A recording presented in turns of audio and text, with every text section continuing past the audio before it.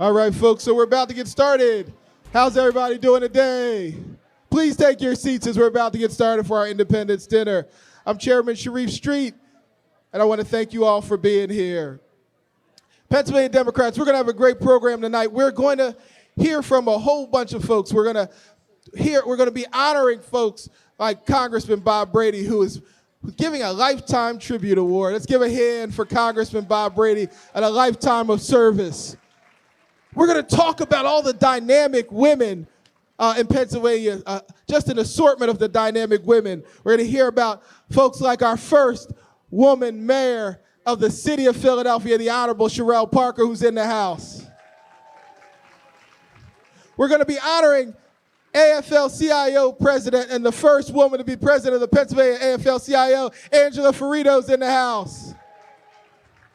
We're going to be honoring Sarah Innamorato, the first woman to be county executive in Allegheny, and she is actually at the Allegheny County Democratic meeting. We're going to hear from member 2 of the Fab Four of our congressional delegation. Both Madeline Dean and Mary Gay Scanlon are here, and we're going to hear from our governor, the Honorable Josh Shapiro, will give us a thunderous keynote address. And then for those who may not know, we're going to hear tonight from Maya Harris, the sister of the next president of the United States, the Honorable Kamala Harris. So we've got a great program for you, and we're about to get started. But doing all things decent in order, we'll now have the opening prayer from the Honorable Jacqueline Smith Bennett, Secretary of the Pennsylvania Democratic Party. Ms. Smith Bennett, if you can join us for the invocation.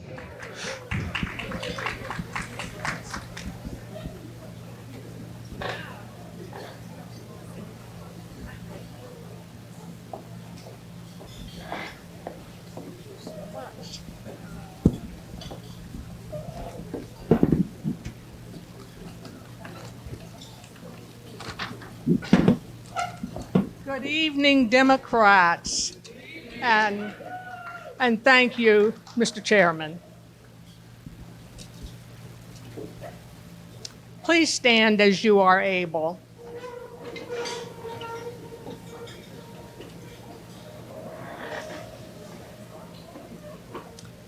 As we prepare our hearts and our minds to receive truth tonight, let us call upon divine providence together.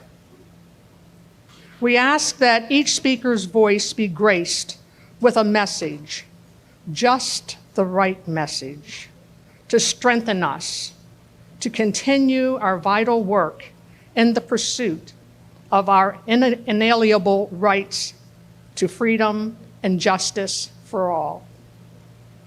Going into the final stretch of this 2024 election, we are grateful to the women and the men up and down the ballot who have already given so much for our Democratic Party's cause. And to our nation's first Vice President and Democratic nominee for President of the United States, Kamala Harris, and her running mate, Governor Tim Walz, who have brought us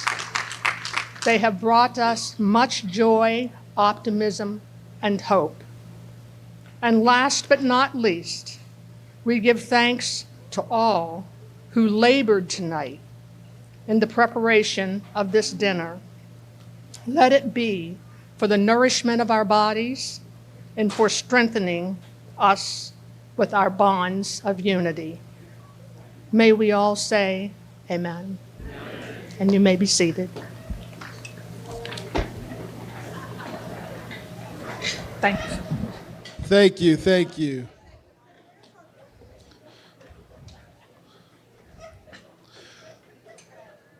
Folks, I guess you all rise. We're now going to be joined by my vice chair, Peggy Grove, if she can come up to lead us in the Pledge of Allegiance.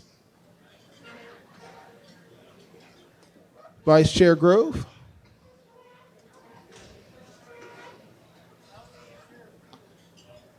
Okay. I'm going to give it a moment. Okay, so I don't see a vice chair.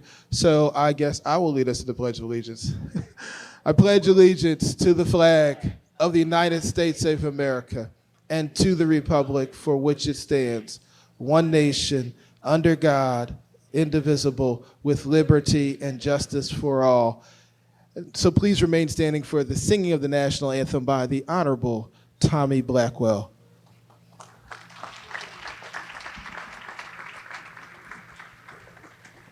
Thank you, Chairman. Oh, say, can you see by the dawn's early light what so proudly we hailed at the twilight's last gleaming, whose broad stripes and bright stars through the perilous fight o'er the ramparts we watched were so gallantly streaming, and the rocket's red glare, the bombs bursting in air, gave proof through the night that our flag was still there. Oh, say, does that star-spangled banner yet wave for the land of the free and the home of the brave?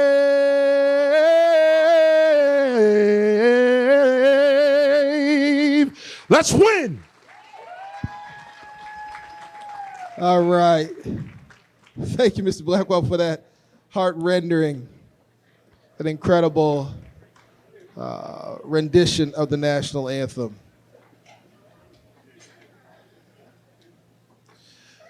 So, folks, we are here in Montgomery County, a county where we're here in Montgomery County, a county in which the Democrats have made tremendous success.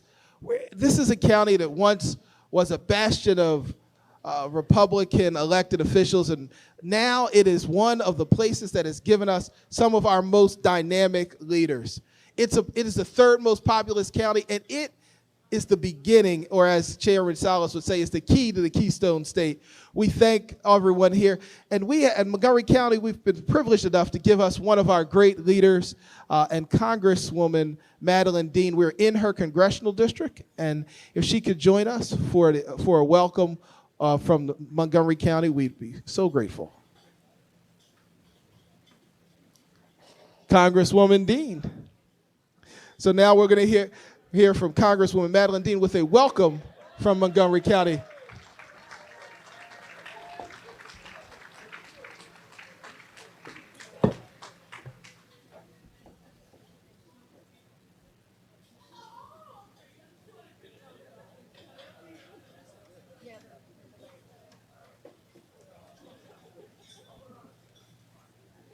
Hello, everybody. Good evening. Good evening, Pennsylvania Democrats. Wow, what a beautiful room. I'm going to start by saying thank you. Thank you to all of you, advocates, area leaders, committee people, donors. You know what you're doing. You are bringing more people to this fight. And I'm just so excited to be a part of this joyful ride with you. Isn't it okay to have a little joy in our politics? I'm hesitating here because I do want the governor and Bob Brady to be out here because some of my remarks are aimed at them. So hang on just a minute. enjoy your salad, and I will be right back. Thank you.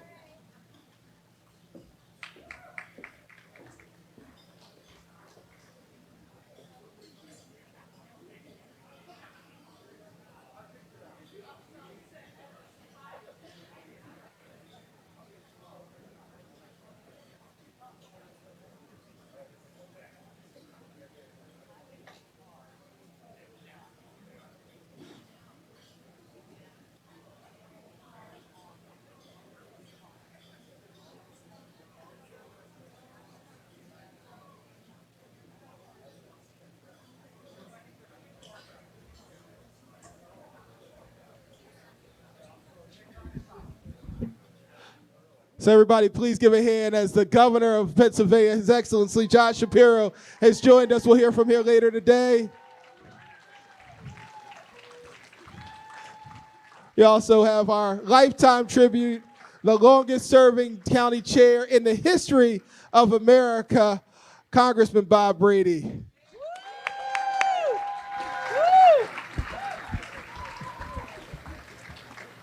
All right, Mr. Chairman, I hope you don't mind. Now we can get this party started. The governor is in the house. Bob Brady is in the house. The honoree of tonight is in the house.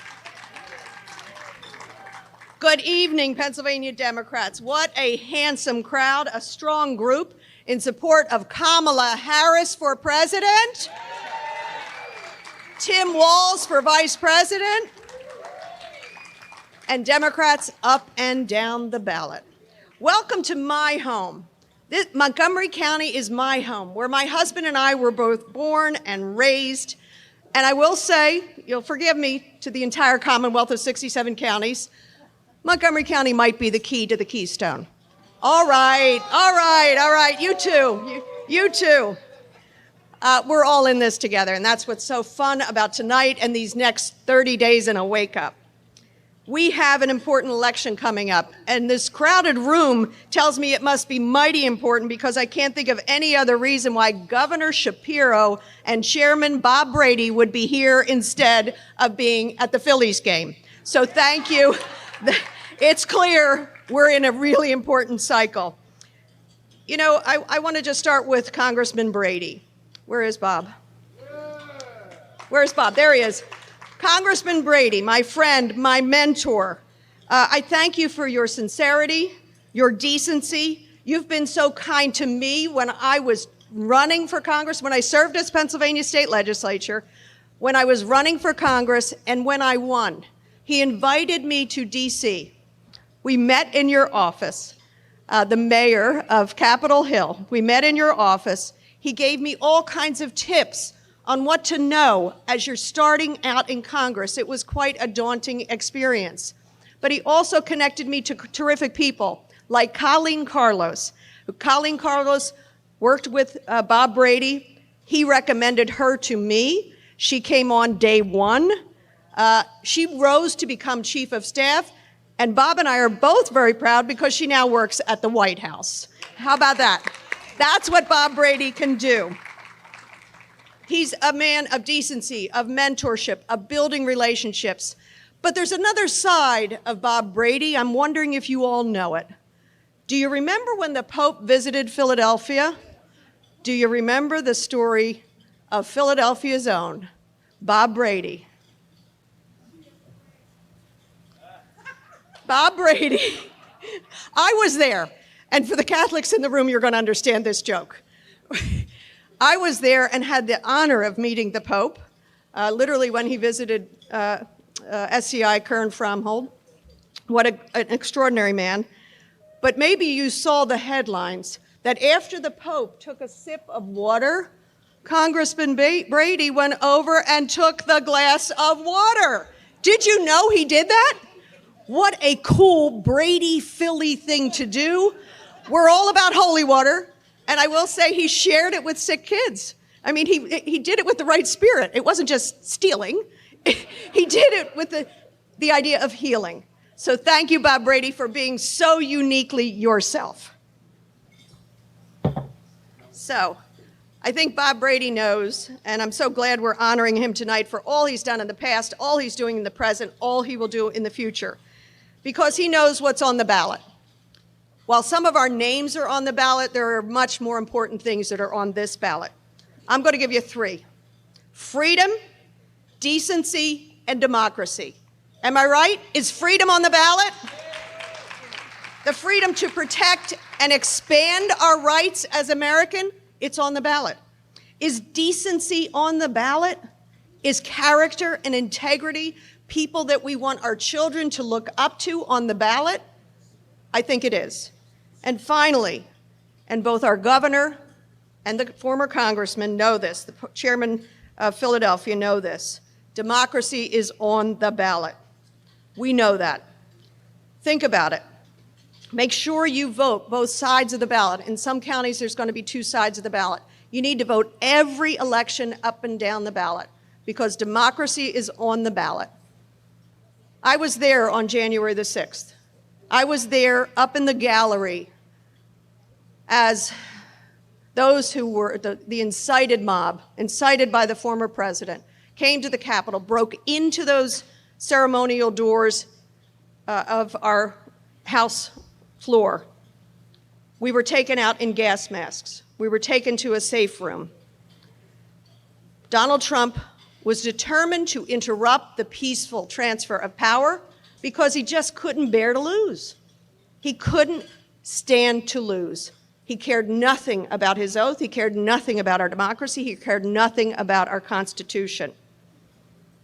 I then had the solemn honor of being an impeachment manager to tell the American story, to tell America what happened that day, that our democracy is fragile, it is precious, it is as a tapestry. It is up to us to protect and grow and expand and tend to our democracy. That's what you are doing now. You are tending to our democracy, because we know that threat has not gone away, very, very sadly. I hope in this election cycle we will defeat that threat of violence, that threat that says, I'm just going to hold on to power. I don't care what it does to any of you. So we're going to win this. And we know someone who knows something about winning. And that would be my friend, another mentor of mine. I got a younger mentor, Governor Shapiro.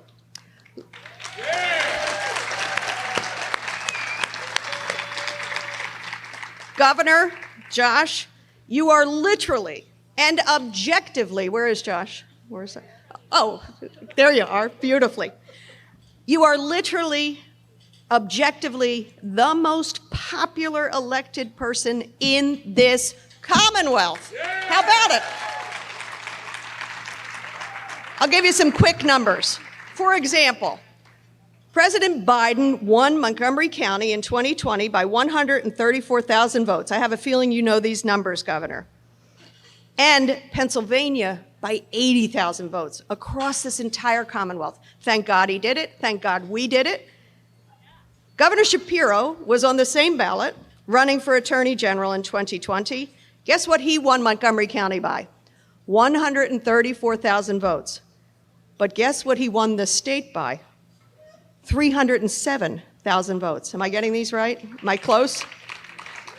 Getting close? But how about this? In 2022, Governor Shapiro won Montgomery County by 164,000 votes. That's impressive. But guess what? Statewide, nearly 800,000 votes. That's impressive. So what I want to say is make sure that in our work, I love that our governor is the most popular elected statewide, but I don't think he would even mind if Kamala Harris and Tim Walz goes over his number, because he'll do it again, trust me. Who's going to help us beat that record for Kamala Harris and Tim Walz and Bob Casey and Democrats up and down the ballot? I'll end with just a little story about Governor Shapiro and how dear he is to me. He's a man of faith. We all know he's a man of family. He's a man of service and exceptional skills. Exceptional skills. He's a man who can bring people together. But do you know what he did for little old me? When I ran to fill your empty seat, when you went on to county government, before Attorney General, before Governor, I ran to fill his seat in the 153rd House district. That's Abington, and Upper Dublin. He looked after me. He encouraged me. He gave me tips. And then when I got elected, do you know what he did? He would text me at night and say, Matt, are you okay? Matt, are you in? Are you safe? Are you making friends? Do you need me for anything? That's the kind of guy Josh Shapiro is, a man of decency, of integrity, who believes in our democracy. And so we're so lucky that he is here with us. So I'll end where I wanted to begin, which is how excited I am about this election cycle. Kamala Harris and Tim Walz could not be better candidates. Their experience, their integrity, their character, their heart. They believe in serving others, not serving self. They look for the joy. They look to lift others who are not being lifted as they should be in this country. They see their common humanity. And boy, oh boy, are we lucky to be the Commonwealth, a state that will be central to their victory and to their successful service. And so I want to raise a glass to Bob Brady and to all who believe in this democracy and believe in these next 30 days we're going to make a difference and turn away the dark and bring out the light. Hear, hear. Thank you. I love you too.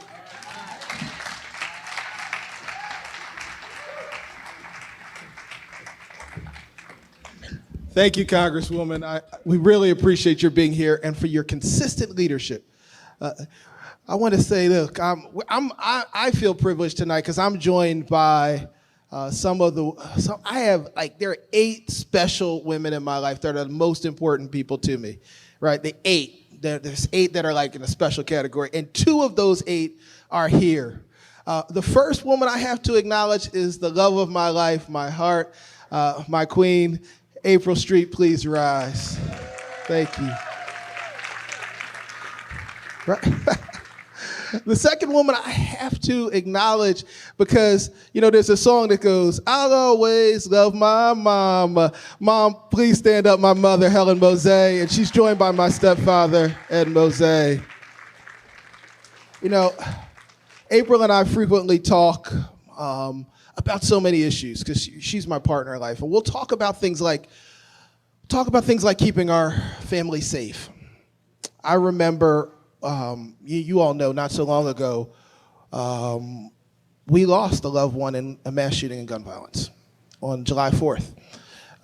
Governor Shapiro called me. He was then Attorney General to make sure that we were okay. And he understands, as Attorney General, he understood the weight that puts on a family. Kamala Harris has been an attorney general and a district attorney and has had to have those conversations, and she understands that weight. April and I also frequently talk about the life that some of the other important women in our life which are my 2 daughters.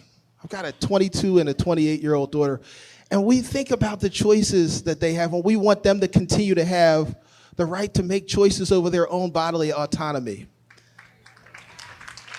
Kamala Harris has consistently fought for, both at every level of government, for protecting a woman's right to choose. I think about my little granddaughters. I got 3 little granddaughters. We had 6 grandkids, all under 4, 3 granddaughters under 4. We want to make sure that they live in a world where they can be whoever they want to be and they can have whatever options. And we want them to live in a world where they live free from hate. They grow up playing with one another, and we want them to play with other children of all backgrounds. We want them to live in a world where people aren't vilifying immigrants and making up all kinds of vicious lies about them, only to scapegoat their own failings. You see, because Donald Trump failed to build a wall, that was never going to protect us from anything. He failed to keep us safe. He failed around COVID. He likes to distract by talking about immigrants bringing in backpacks, bringing in all of the drugs into this country. Now, we know that's not exactly how the opioid epidemic got started. It got started by big drug companies in America, American billionaires, who lied about how addictive their drugs were, who then paid doctors and incentivized doctors to overprescribe it, who produced 900 million extra doses. Well, you know how we know all of these facts? I know these facts because I'm a lawyer and I can read legal documents. Well, Governor Shapiro as Attorney General and Kamala Harris as Attorney General took on those opioid companies and got a multi-billion-dollar settlement so that our kids can live in a safer place. I talk about these issues, and I remember when I was a kid and my sister and I watched so much of what happened in our neighborhood, which was affected, our neighborhood was affected by the first drug epidemic. North Philadelphia was hit by a massive crack cocaine epidemic. And Rashida and I watched it, my sister, who's the 8th really important woman in my life. My sister's 21 months apart. We had a special bond. We grew up watching everything that happened in our neighborhoods. We grew up sharing thoughts and feelings, going to school, having to travel through the city together. And we had a shared experience about what it was like and what our values are like. We had children around the same time. I now have grandchildren. Her children are old enough for grandchildren, but no grandchildren just yet for my sister. But we think about what the world is going to be. You know, there's a special bond between siblings, and they understand each other in a way that other people may not. You know, you have a special bond with your spouse. You have a special bond with your parents, but you have a special bond with your siblings because they literally walk the stages of life with you together. Well, our next speaker has walked the stages of life with a woman who has been transformative at every level. She walked the stages of life with her sister when she watched her run and become the district attorney in San Francisco, fighting on daily issues on a day-to-day basis to make sure that people were safe in a local community. She watched her sister's journey as she became the attorney general of America's largest and most populous state. She watched her become a United States senator, and she watched her take on some of the biggest interests and protect all of our fundamental rights. She was there with her when she became the vice president of the United States and shattered a ceiling that many of us thought would never happen. And now she is traveling the country, talking to us about their shared relationship, giving us some insight into who the first woman president of the United States will be. I am pleased to present to some and introduce to others Maya Harris, the sister of the next president of the United States, Kamala Harris. Maya, if you can join us on stage, we greatly appreciate it.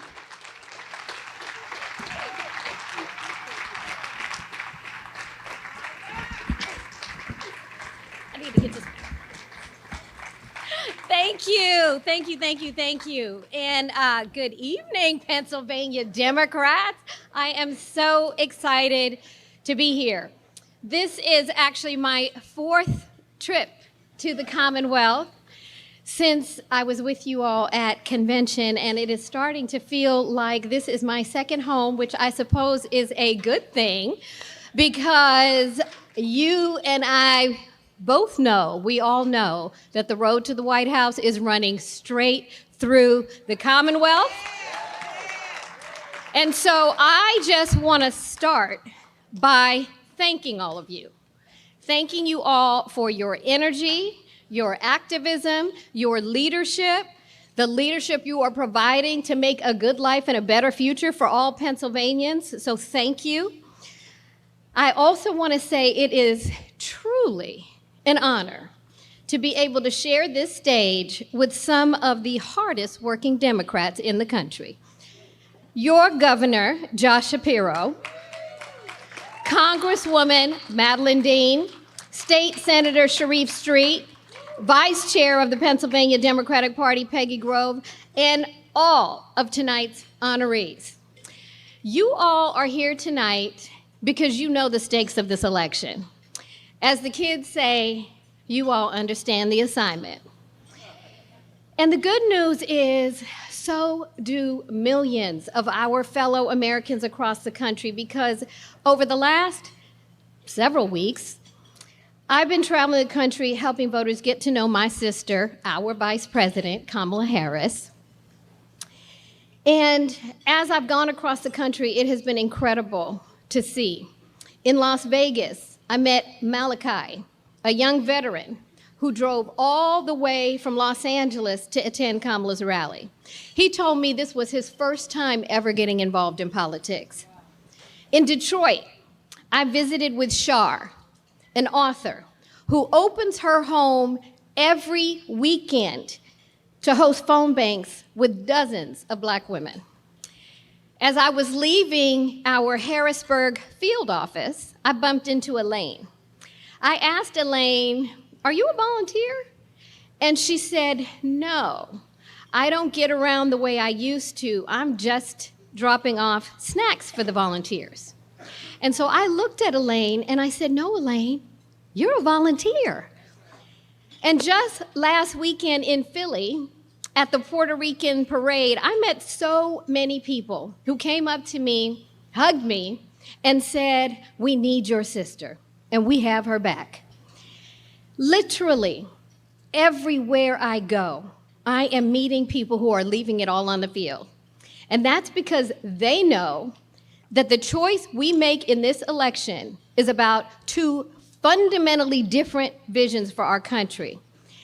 So as I've been out there talking to people about Kamala and how we were raised, I've often said to people that to know Kamala is to know our mother, Shamala Gopalan Harris, who we of course called Mommy. Now, some of you may know that our mother left India, the only country that she'd ever known as a teenager, to pursue her education in the United States. She came here by herself, something that was virtually unheard of for a young woman to do in 1958. She came here by herself. But when she got here, she found a community that embraced her. So Mommy raised Kamala and me to understand, through word and through deed, that we all have so much more in common than what separates us, that we all want the same things for our children, for our families, for our communities, and that we may have different experiences or perspectives or struggles. But the thing that binds us all together is the desire to be free, to fulfill our God-given potential.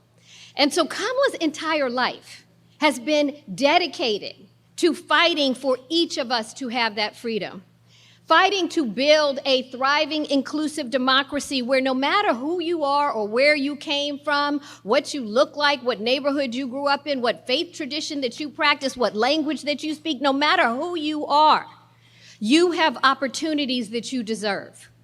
Fighting for an America where we recognize that our differences are not a weakness. They are our greatest strength.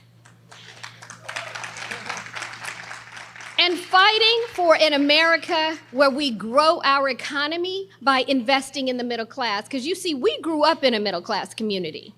And we were raised to believe that every hardworking American should not only be able to find a good paying job, buy a home, or start a business, you should be able to build wealth and have something to pass on to your children. As Kamala says, you should be able to not just get by, but get ahead. And let me tell you something else about how we were raised, because I know labor is in the house tonight. From the time we learned to walk, our mother taught Kamala and me that when you see a picket line, you don't cross it, you join it.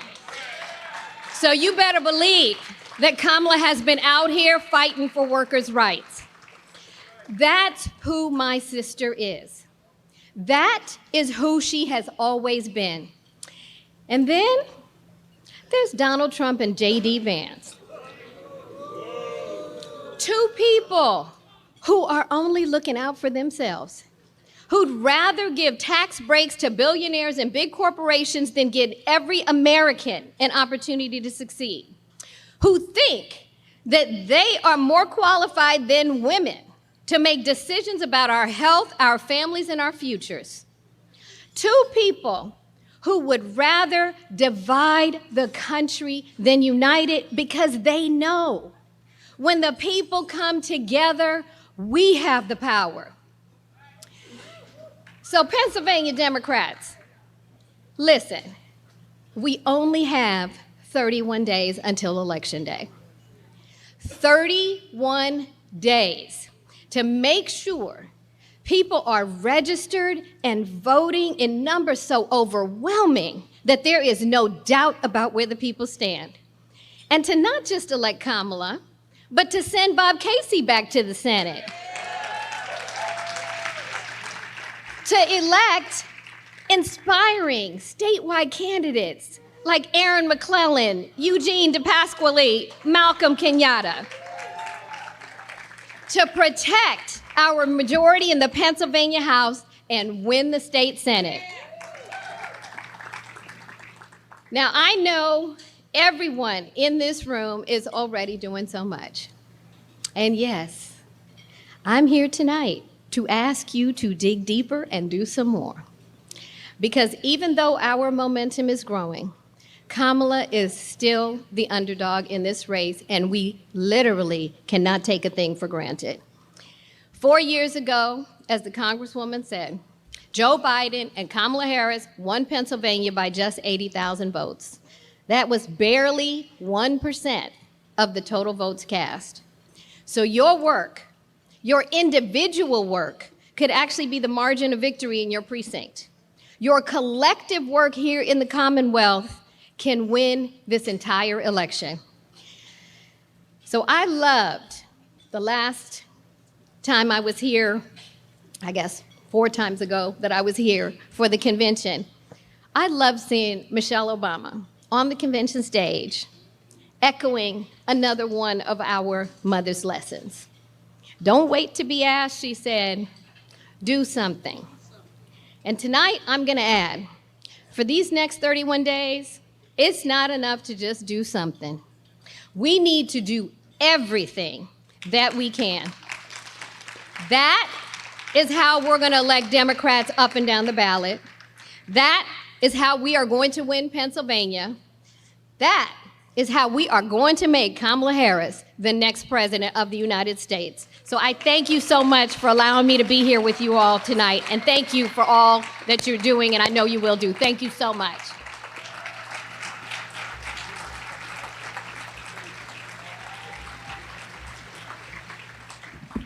Folks, let's give another hand for Maya Harris. Thank you.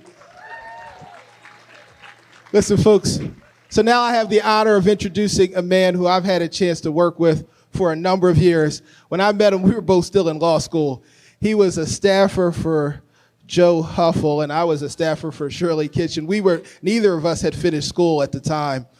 He's a guy who, even then, everyone saw the determination in him.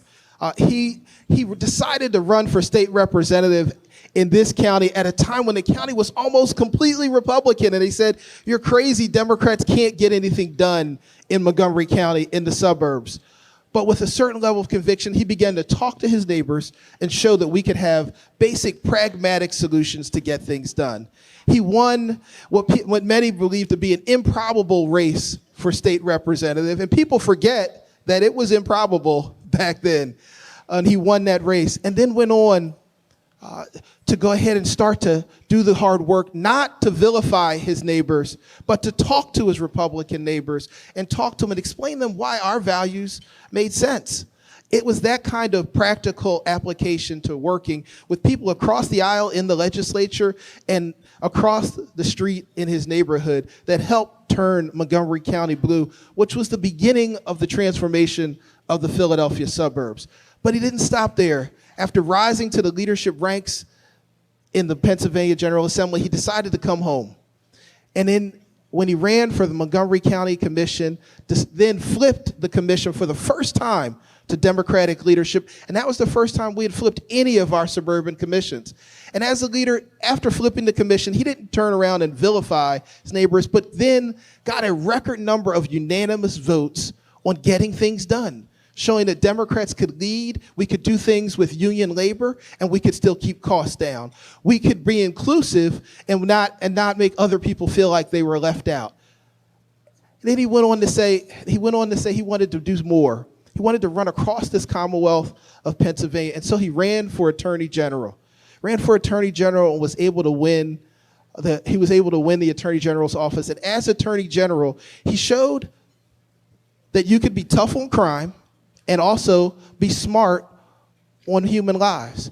He's a guy, some people don't realize, as an attorney general, he signed off on more pardons than anybody else has in the history of Pennsylvania. And no one will ever accuse him of having been soft on crime, but he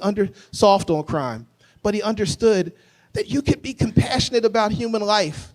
A guy could do 30 years in jail, and he could be a different person than he was 30 years ago. But then recognizing that you still have an obligation to keep communities safe, because in places like where April and I live and where we raised our family, people need law enforcement to keep us safe.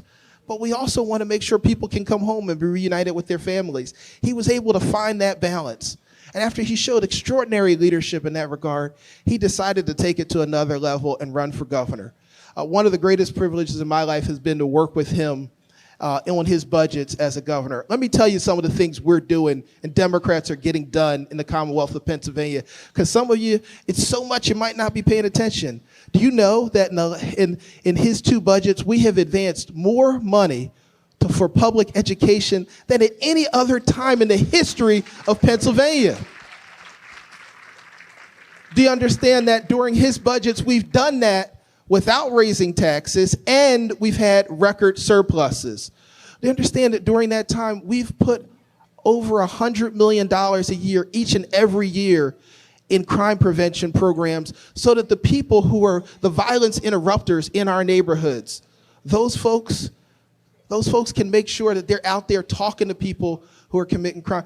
In this budget, we got not 1, but 2 hydrogen hubs. And we're going to honor some of our folks from the trades who worked on that. But it was our governor who said, you know what? We can make our planet safer in terms of the environment. We can reduce our carbon footprint, and we can create jobs. So it's not a choice, the false alternative that Donald Trump talks about it. Either we've got to let our planet burn, or we've got to lose jobs. In Pennsylvania, right here, our governor is showing is leading the way on how we can combat climate change and how we can also make sure we create the green jobs that make our community safe. And guess what? Some of you may be tired of hearing about it, but I'll tell you, Dr. King said, you can tell where people stand in times of conflict and controversy. You can tell where the real leadership is in times when there's a crisis. And when I-95 collapsed and people said it was going to disrupt the supply chain, because Philly sits in between New York and DC, the port of Baltimore and the port of New York, and our own port. We are central to so much of the commerce. 41% of all Americans live within a 1-day's drive of Philadelphia. And our port is so important for so many things. The goods that you get around cocoa beans, they come off the port of Philadelphia. They have to come off the Tioga Marine Terminal. They need to drive across I-95. Mayor Parker, I see her looking, you know that all those cars, the Kias and Subarus that come off of there that are delivered, those cars, they're brought in through the port of Philadelphia. They need to go up and down 95. People said that it would be shut down for months. People said that if you do get it done, Philadelphia could never get it done. Pennsylvania could never get it done because we got to use union labor, and there are too many work rules and impediments to do it that way. People said that you can't get it done because we can't get it done without cutting corners and cutting costs. What he showed was where there's a will, there's a way. Where there's real leadership, you can get it done. And I-95 was not open in 3 months, not open in 6 weeks, but was reopened in 12 days. Because in Pennsylvania, we have real leadership. Pennsylvania is leading the way about how to be effective. And on the political front, people said that Democrats, we can't hold the governor's office for more than 2 terms. They said that every time it's Republicans get a turn and then Democrats get a turn. But our governor, he was elected, and because of him, Democrats have now held the governor's office for 3 consecutive terms. People said that in Pennsylvania, there'll always be 1 Republican senator and 1 Democratic senator, but because he showed we could lead, we now control both U.S. Senate seats. And I'll remind you When John Fetterman couldn't campaign because of a medical injury, he stepped up and not only campaigned for himself while he was still running for governor, but campaigned for John Fetterman to help us make sure we elected him too.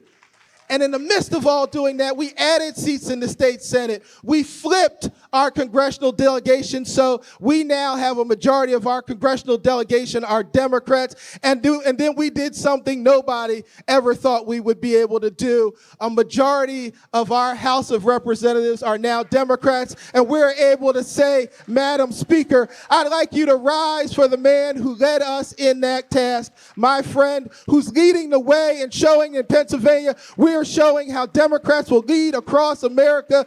His Excellency, the Governor of Pennsylvania, and my friend, the Honorable Josh Shapiro. Thank you. Sharif Street, ladies and gentlemen. It's good to see my fellow Pennsylvania Democrats, and I want to begin by sharing a few thoughts on my friend Sharif Street, your leader. I see Sharif, and you see Sharif in these ballrooms on the floor of the DNC, doing these things where he's out front, in front of the cameras, giving big speeches, and he does a great job of that.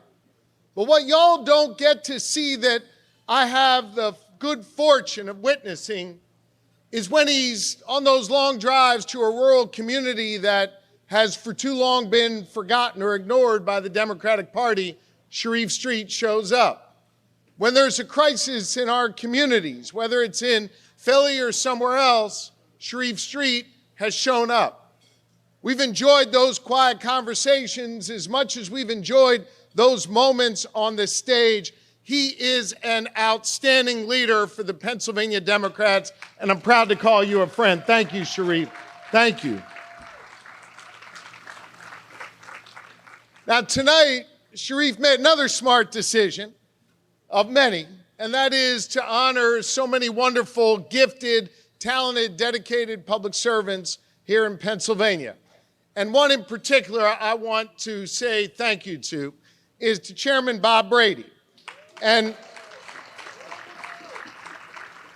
while I am grateful, Bob, you're getting this award tonight, I would maybe argue it shouldn't be called the Lifetime Achievement Award that you're getting, because you got a hell of a lot more life in you and a hell of a lot more responsibility in you, and I know you're going to keep delivering for all of us. Bob, thank you for all you have done, for all of the hard work you have done, and for all of the Democrats you have elected to ballots up and down all across our Commonwealth. We appreciate you very much. Thank you.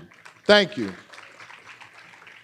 And we got some breaking the glass ceiling folks that we're honoring tonight. I want to say thank you to my partner, someone who has advanced the cause of workers here in this Commonwealth. Angela Ferrito is here doing a hell of a job at the AFL-CIO.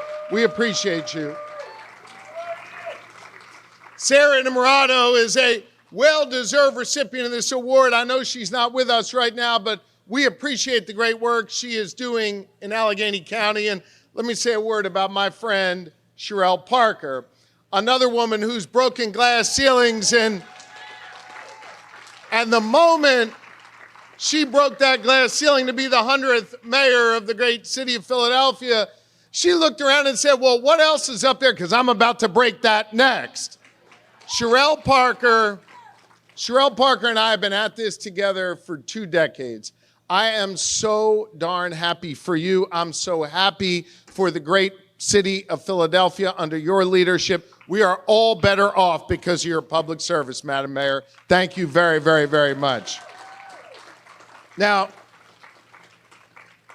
y'all know how honored I am to serve as your governor. And every single day, I do my best to put some points on the board for you, unlike the Phillies so far today, unfortunately. I know, it's tough.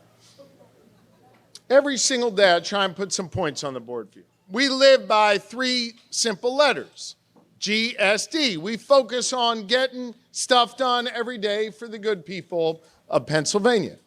Now, Sharif spoke about some of that work that we have done together, and I want to stress this is a team sport. We have worked together to accomplish these goals.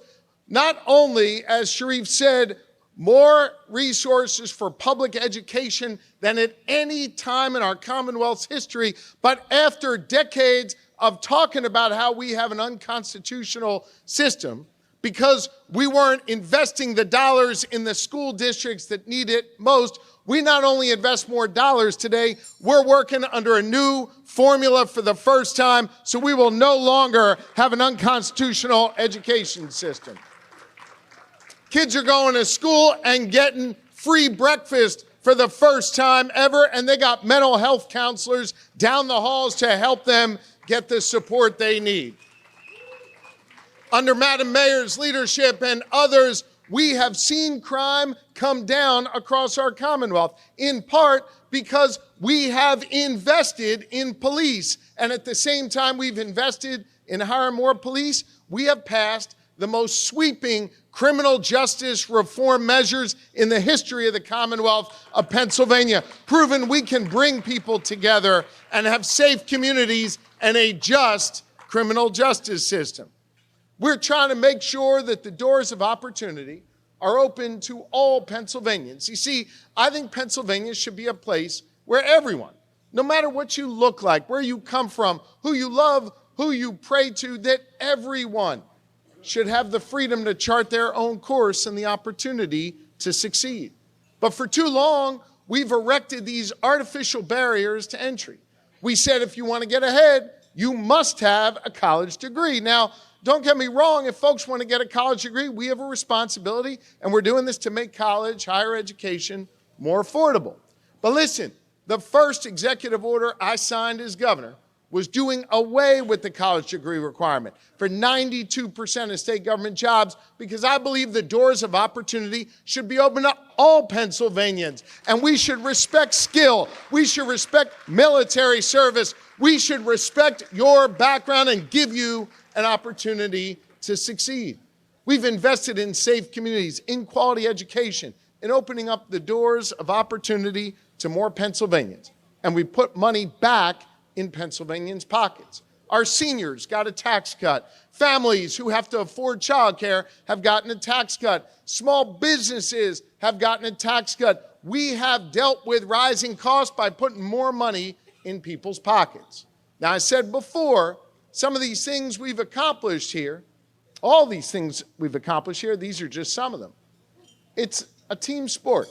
It requires all of us coming together to do our part. Hear me on this. There is no way we get this done without Madam Speaker Joanna McClinton and a House Democratic majority being in a position to advance these bills and these causes and get them to my desk. We would not be here but for a bunch of brave Democrats in the state Senate and some smart-minded Republicans who have joined us in this work to bring people together to get these things done. And we wouldn't be here if we didn't have partners at the federal level to allow us to move the ball forward, to bring down the resources to repair our roads and bridges, to allow us to be the only state in the entire nation to earn not just one, but 2 regional hydrogen hubs, setting us up to be the center of the clean energy universe for decades to come. That has happened because we have had a congressional delegation led by 2 fine congresswomen who are here, Mary Gay Scanlon and Madeline Dean, helping us lead the way to get this done. And it's because we have a senior senator who has been dedicating himself to the good people of Pennsylvania throughout his professional lifetime.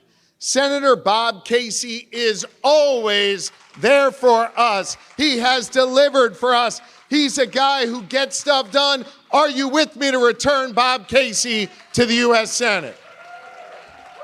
We need Bob Casey. I'll tell you what else. We've always had a partner in the White House in the Biden-Harris administration. When I-95 went down, the first call I got was from President Biden. He made sure, as did the Vice President, that we would have every resource we need.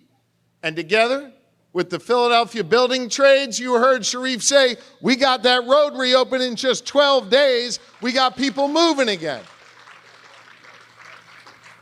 When floods have ravaged our communities, when times were tough, the Biden-Harris administration has always been there for us. Government is a team sport. And to have a great House majority in Pennsylvania, to have an outstanding group of congressmen and women who are helping lead the way for us and bring back their fair share, to have a senior senator and a junior senator committed to this work in Pennsylvania has been extraordinary. But to have the White House give a damn about Pennsylvania, that has been critical. And I want you to know that in this election for president, we've got an opportunity to elect someone who's going to continue to be committed to Pennsylvania. Someone I have known for nearly 2 decades. Someone who is tough as nails. Someone who is battle-tested and ready to go. Someone who listens with a kind heart and is prepared to lead this nation. I'm, of course, referring to the 47th President of the United States, Madam Future President Kamala Harris. Now, Kamala's got our best interests in mind.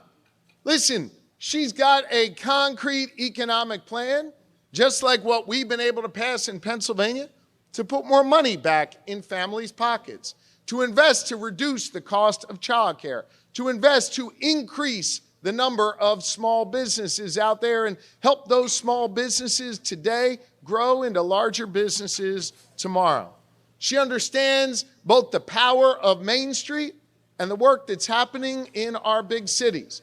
She understands that equipping our farmers with the tools they need is not just good for our farmers, it's good for our tables and great for our national security. She understands the critical role that Pennsylvania plays.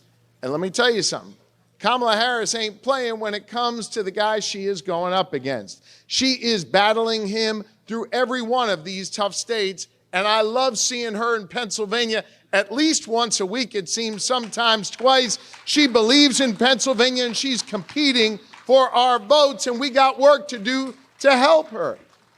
Now, in addition to Kamala Harris being out there for all of us, I'll tell you what, you couldn't have a clearer contrast in this race.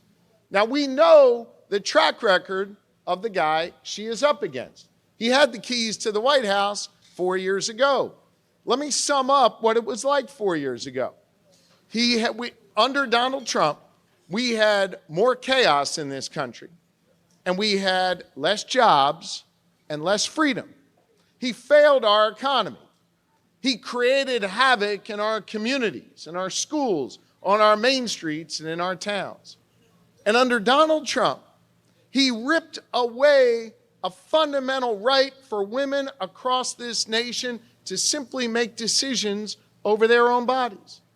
My daughter, the women in this room, women all across this country were born into this nation with more rights than they have today simply because Donald Trump was given the opportunity to be in charge. Folks, we are not going back to that.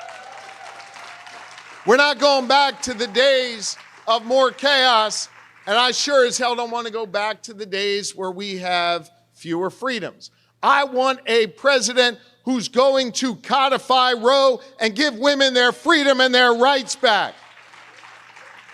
I want a president that respects all of us and doesn't try and create others, doesn't try and put down certain people because of how they worship or what they look like, doesn't seek to divide Americans, but seeks to unite Americans. These are fundamental differences between Kamala Harris and Donald Trump. This is a race about decency and honor versus chaos and greed. This is a race between someone who's looking out for you every day versus someone who's only looking out for themselves. This is a race about freedom and a race about democracy. And more important than any name on the ballot, this is a race about all of you and our future here in Pennsylvania. Pennsylvania Democrats, I don't have to tell you just how powerful you are. Think about it. The last two elections came down to 44,000 votes and 80,000 votes.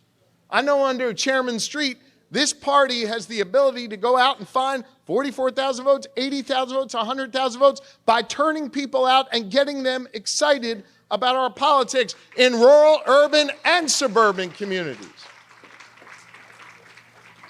But you don't need to look just to the last two elections to know how powerful Pennsylvanians are when it comes to protecting our freedom and our rights.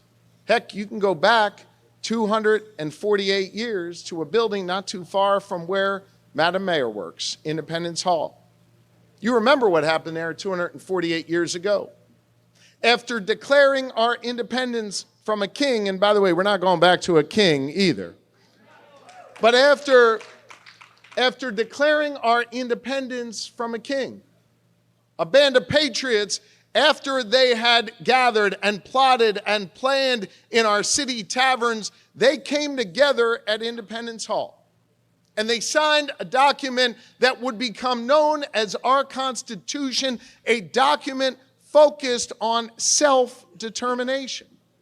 They signed a document that, understandably, we should remember, didn't include a whole bunch of us. We weren't at that table back then. But what we learned from that process is that the people would have the power to mold and shape what the future of the nation would look like, that those who were omitted on day one would have the ability to be part of a future in this nation. And the reason for that, I believe, is because of a conversation that happened outside of Independence Hall, not inside amongst the founders, amongst our framers. It was after one of my predecessors, Ben Franklin, signed the Constitution and walked out to the streets of Philadelphia, those cobblestone streets. Mr. Franklin was greeted by a fellow Philadelphian. She looked at him and said, "Mr. Franklin, you just signed the Constitution inside Independence Hall. What do we have here? A monarchy or a republic?" And in the next 5 words that would define our nation, Franklin said, "We have a republic if you can keep it." If you can keep it. Those have been the words that have called us to action over the last 2.5 centuries, Pennsylvanians. Our nation that was born here wasn't completed 248 years ago. It was merely set in motion. And since that time, ordinary Americans have risen up. They've demanded more. They've sought justice. They've looked for equality and opportunity. And every chapter in our American story, Pennsylvanians and Americans have seen to it that the way the chapter began, it always ended on a more positive note. It always ended with more freedom and more opportunity. It always ended that way, not because of people with titles next to their name doing things, but because ordinary Americans decided to get off the sidelines, get in the game, and do their part. We've bore witness to that here in Pennsylvania. We've seen it happen. Whether for our LGBTQ plus community, they've seen their rights expanded. Women getting the opportunity to vote. Cecil B. Moore and Dr. Martin Luther King at Girard College seeing to it that all children of God would get a quality education.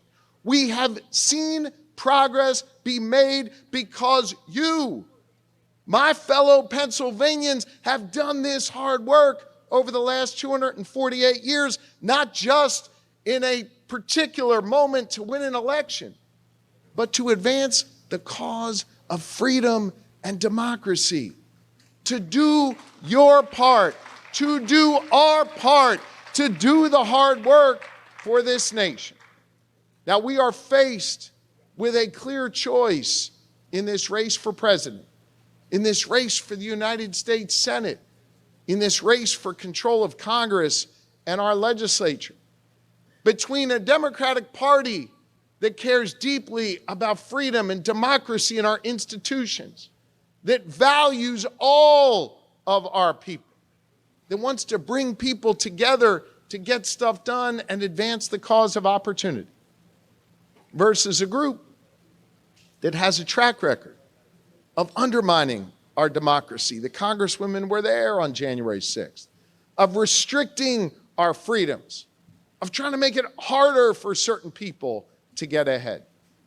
This election, yes, it is about Bob Casey and Kamala Harris and Tim Walz and others on the ballot, but this election is a test for us if we are willing to do the work that our ancestors and their ancestors and those who came before were willing to do, and it is on us, Pennsylvania Democrats, to do this work. So I ask you, are you with me to defend our freedom?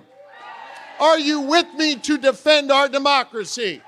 Are you with me to elect Bob Casey to the U.S. Senate? And are you with me to be able to look at the 47th president in the eye and say, hello, Madam President, we stand with you, we stand for freedom, and we continue to stand for our democracy. Thank you, Pennsylvania Democrats. I appreciate you so much. Thank you. Thank you.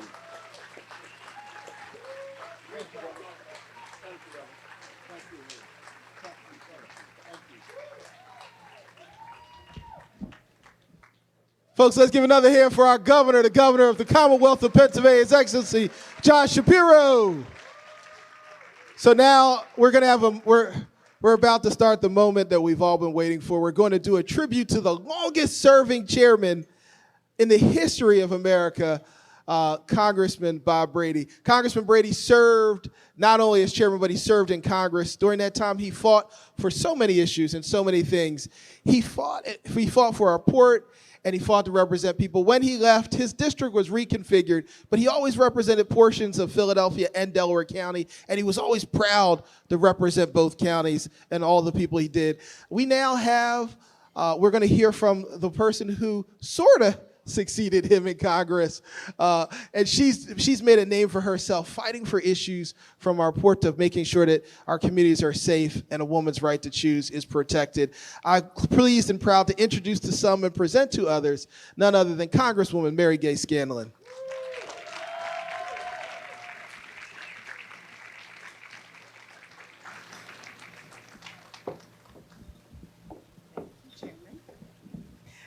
Good evening, Pennsylvania Democrats.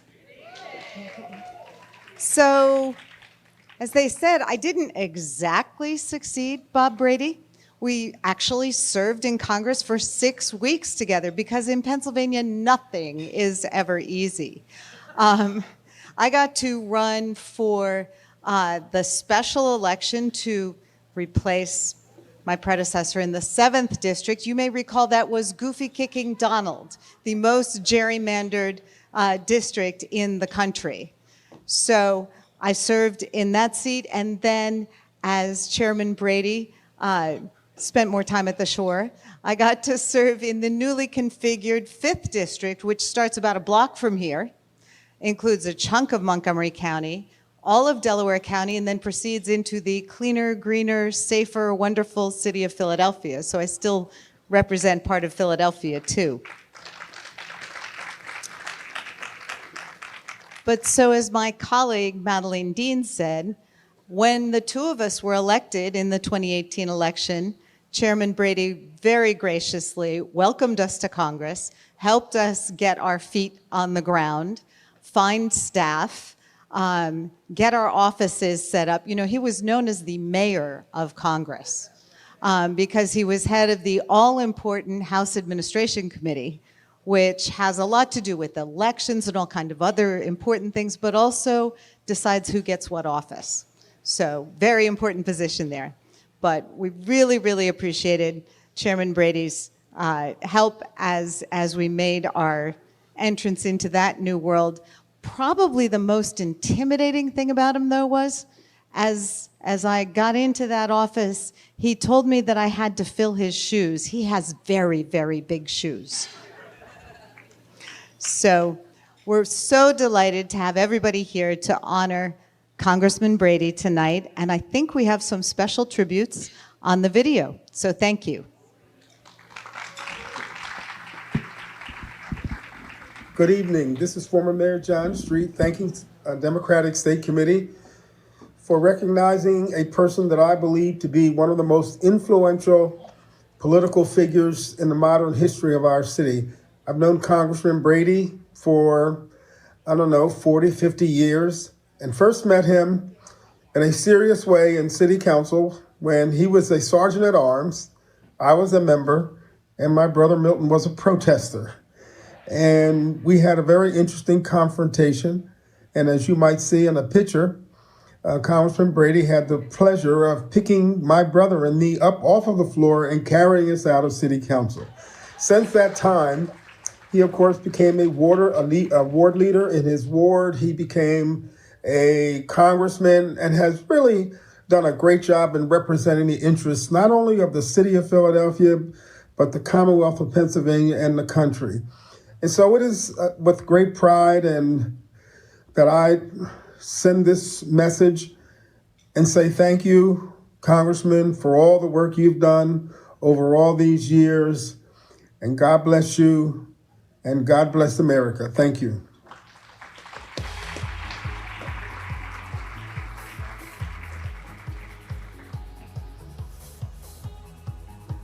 I'm Jamie Blackwell, former city council person, first vice chair of the Democratic Party under the wonderful, honorable Congressman Bob Brady. And also I am head or chair and creator of the Mayor's Commission on African and Caribbean Immigrant Affairs. I am honored to say congratulations to Congressman Robert A. Brady. I have known Bob for some 50 years now, and I met him with Lucian Blackwell many, many years ago in City Council, and it has been a wonderful experience. Bob deserves every honor that he can get.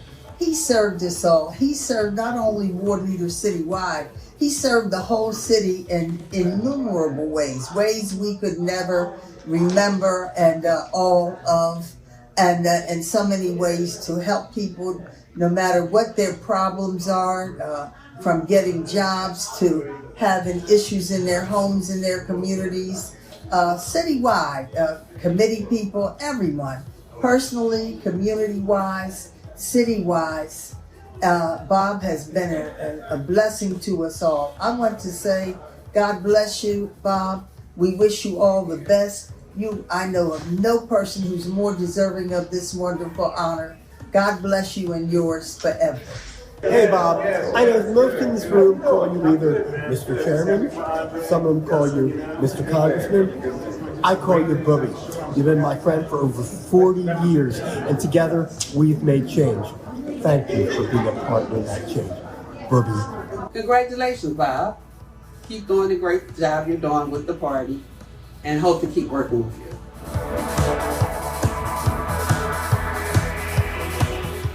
Hello, Pennsylvania Democrats.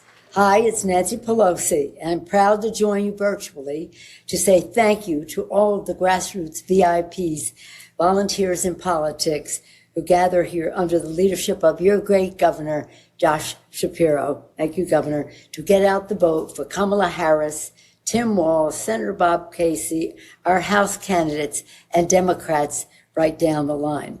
Thank you all for your patriotism and for your activism. I'm here especially to sing the praises of my dear good friend, Bob Brady, a former colleague in the Congress. For 20 years, Bob Brady was a force of nature in the Congress, a tireless, persistent champion for America's working families, affordable housing, quality health care, you name it, access to life-saving prescription drugs.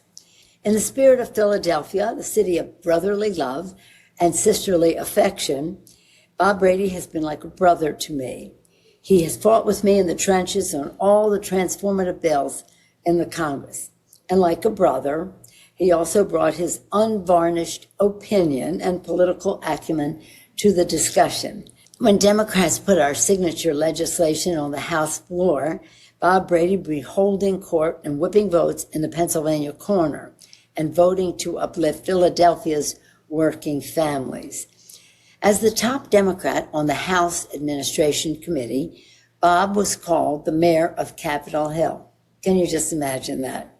Walking around as the mayor of Capitol Hill. He took care of all of members' needs. Even as speaker, I had to ask him for permission for curtains or something.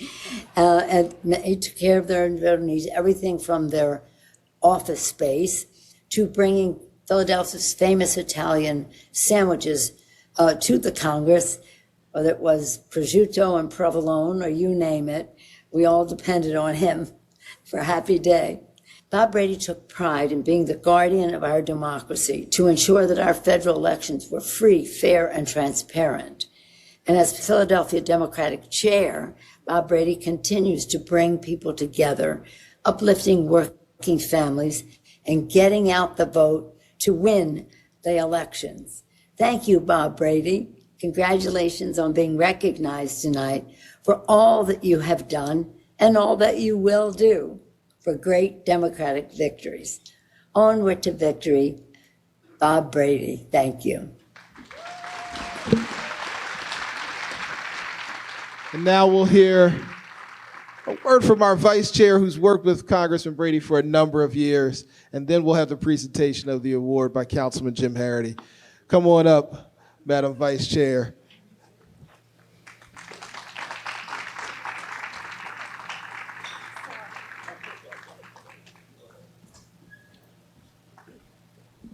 We don't have a written script tonight, so unfortunately, Mr. Harity, who's one of my dear friends, thought he was up next. But instead, I found out I am up next, which I had about maybe 20 minutes. Hi. Pardon me. Come on up here. Okay. You have your hand. My hand? Yeah. We get married or something? No. I didn't do very well at that. Bob and I go back a long way. He's given me advice. He's chastised me. He has told me you should have asked for permission instead of forgiveness, etc. We go back about, 25 years probably. And I kept asking him, I want to serve on the DNC. And he said, he tried to tell me the process, so did a few of the chairs.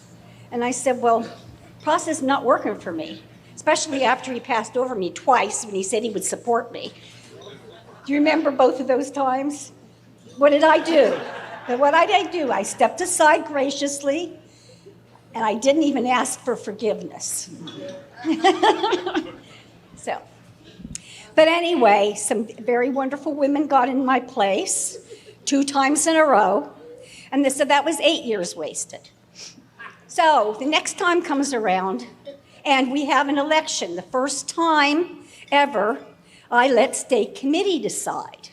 And I spent a year with Laser Polnick and a few other folks that were named to the committee to decide how to elect the DNC members, because the men were always elected kind of in a positive way, let's put it that way. But some of the women, old women, really old women, were rewarded. Well, they didn't go, and some of their kids went in their stead as proxies, and that doesn't work. So when I said to myself, this is a time to get some people behind me, and I did. And we finally had our first real election, fair election. There were 16 or 17 people running. About 50% were women and 50% men for 8 seats, and I won one of them. So he kind of helped me, and then he put the fire under me. And this last election, again, there were several people running for those 8 seats. Now, I've gotten advice from some of the attorneys around that maybe this isn't the right way to do it. But everybody was vetted. Everybody got to present their resume or their reason for wanting to be a DNC member. And I will tell you, things have changed. And I think that you guys now have a little bit more power than you did before. And I thank you all for your support of that, as well as all the other things you do for state committee. Now, I'm going to tell a funny story. My history with state committee, as far as leadership goes, is very strange.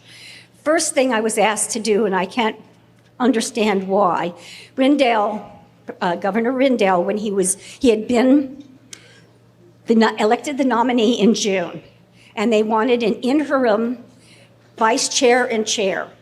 Well, I was tapped. I couldn't understand why, but I was tapped. And Casey, who was running against Rendell for governor, Bob Casey, who we know, but his father was governor. But he ran for governor for the seat, but Rendell won. So Casey calls me on a Saturday morning, and I'm out west getting ready to go up to Virginia City. And he says to me, "We want you to serve as vice chair." And I said, "But you're not the boss." He's the boss, as well as Rendell. And who better for the two of them together to appoint me, in essence, to be vice chair. And of course I said yes, but not right away. I gave him 24 hours because he should have been the one to call me first. So, secondly, when we had an election of state committee leadership, kind of like the one that Sharif and I had, where we had competition. And I have supported Sharif since the day I knew that he wanted to run for vice chair. I sat with him holding his hand in front of the women's forum where they were speaking, the people that were running for each of the positions. And as he stepped up to run for vice chair, I said to him, "You got this." And he said, "I don't think so." And I said, "You've got this, just listen to me." And I said, "And shut up, just sit here." Didn't I said that. I can't believe I said that to the chair. So, but anyway, long story short, he got to be vice chair, then he got to be chair. And it wasn't easy, because there were deals made behind the scenes, and they were not honored. But he's still here. And you never heard about it from anybody. He never was begrudging or anything. And so kudos to our chair.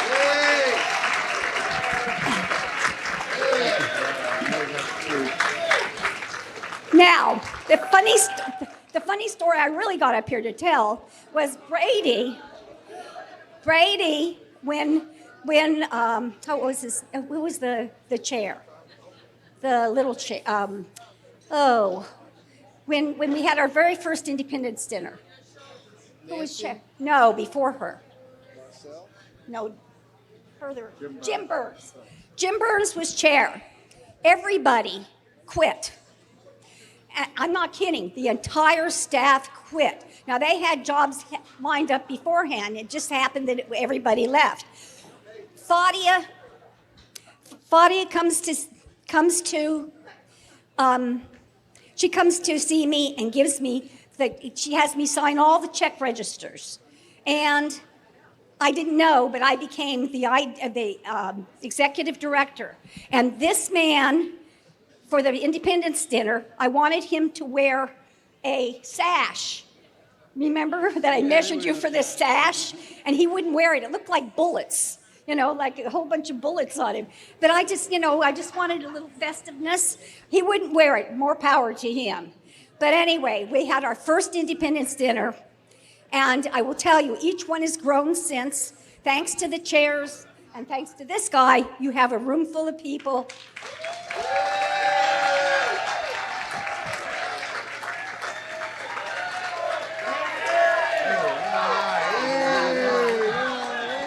Thank you. And now to present the award to Chairman Bob Brady, none other than Councilman Jim Harity. Hello, everyone. I am Councilman Jim Harity, AKA Brady's driver. I've been driving Brady for about 32 years. The only one that's been driving him longer than me is our former city controller, Jonathan Seidel, who's still driving him now. But listen, this is a big honor for me. Chairman Brady, as everyone here in this room knows, is not only my boss, he was also my mentor, and he's kind of been like my second father in politics, and people know that. And all you had to do was try to come after me, and you would find out pretty quick. You know what I mean? But I can tell you, it wasn't easy because I was a knucklehead, especially when I was a kid. And one thing I know about Congressman Brady, he doesn't walk away from people. If he tells you he's with you, you're his person. That never ends. That is lifetime. And I am here, and it is an honor for me to present the Lifetime Achievement Award to Congressman Robert A. Brady for your outstanding contributions to the Democratic Party, the citizens of Pennsylvania, and the United States of America. Thank you, Congressman Brady.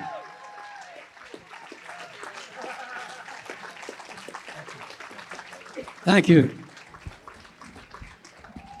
Thank you, Jimmy, and thank you, my dear friend forever. My son adopted him 20-some years ago, so I guess I might be his adoptive father also. But thank you. Let me just say something. Certainly don't need to hear any speech, especially from me. But let me just clarify a couple of things. The water glass, where you at, Matt? The water glass. I asked permission to take that water glass. And being chairman of House Administration, what are they going to say, no? But I also paid for it. I paid $1.75 to the Treasury for that water glass. And then when I got it, Bob Casey, his mother, his wife, and a whole lot of people wanted to dip their hand in someone to sip it and bless himself. So when I saw the Pope, I had the water glass in my pocket with me and my wife, and I said, Eminent Holy Father, I have this water glass that I wanted you to know that I took, and I have it, it's yours. And he said, are you kidding me? Through his interpreter. He says, I've got many of them. I was I stayed with the seminarians. I have many glasses and cupboard. No, I want you to keep it. You keep it. And I told him I was giving it to a lot of the kids, and they all wanted to come bless themselves. Ironically, every press came to my house, and every one of them press, 6, 10, 29, whatever, they all wanted to touch and bless themselves with the water. So we met I met him on the tarmac, and he went up to the plane. We said goodbye, and then all of a sudden, his interpreter came back down with a big gallon of water.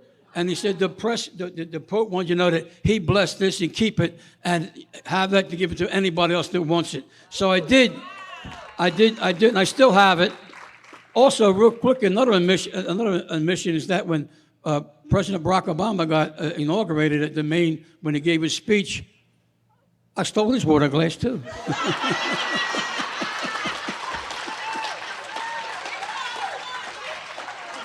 I didn't pay for it. I didn't ask permission. I just stole it. So, the heck with them. Also, I also want to clear another thing up. There is no such thing as a glass ceiling.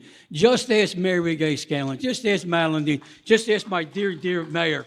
Just ask Nancy Pelosi, Gianna McClintock. There's no more glass ceiling. These women know how and can and will and do govern better and just as good as men can. And that's what's going to happen next. That's what's going to happen next with our next president, Kamala Harris, and Tim Walz. I know Tim Walz. I served with him for 12 years. He's a good guy. He's a fighter. He's the best person. He's a great person to have our next president's back. But let me just say a few words also about our dear governor. When there was word out there that he was mentioned to become vice president, I pushed as hard as I can, talked to everybody that I could, anywhere, any place, any shape, to make sure that we maybe could get this done. Selfishness. I was selfish because I wanted to have as you know, President Joe Biden's a dear personal friend of mine for many years, and I wanted to have another dear personal friend as a vice president. But then I thought about it, and when it didn't happen, it was like, it was mixed feelings. But then what? I'm not ready. I don't think he's ready to give him to the United States of America. We want to keep him right here in the state of Pennsylvania. And let me tell you something about him. He handled himself with more dignity and more class than any politician that I know. Second to Joe Biden by stepping down and letting Kamala Harris take his place. God bless Joe Biden for that. But so did Josh Shapiro. So he stepped back and he wasn't ready to take the national stage. And I don't agree, I'm not trying to be disagreeable up here, but I don't think I do know he's one of the highest ranking members and at the highest ratings in the Senate, in the state of Commonwealth of Pennsylvania. But also right now, probably in America.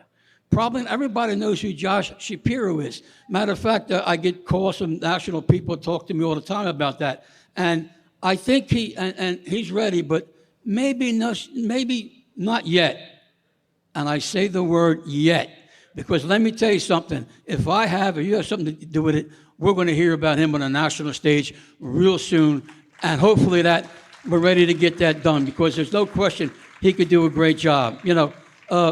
Again, I want to thank a lot of people, naturally my dear friend Mayor Street, somebody that you know very well, Senator, is a dear friend of mine, and naturally my dear friend Nancy Pelosi. Let me tell you something about Nancy Pelosi, and the ladies here can tell you, she protects us. She protects a lot of us. I would run on the floor late all the time. I would cast a vote. She'd say, no, Bob, I look and see how she voted. No, you can't do that. You got to vote the other way. There's rent control in there. There's some kind of bill for Planned Parenthood there. You can't do that. She protects us and takes hits for us. A great leader and a great, great friend forever.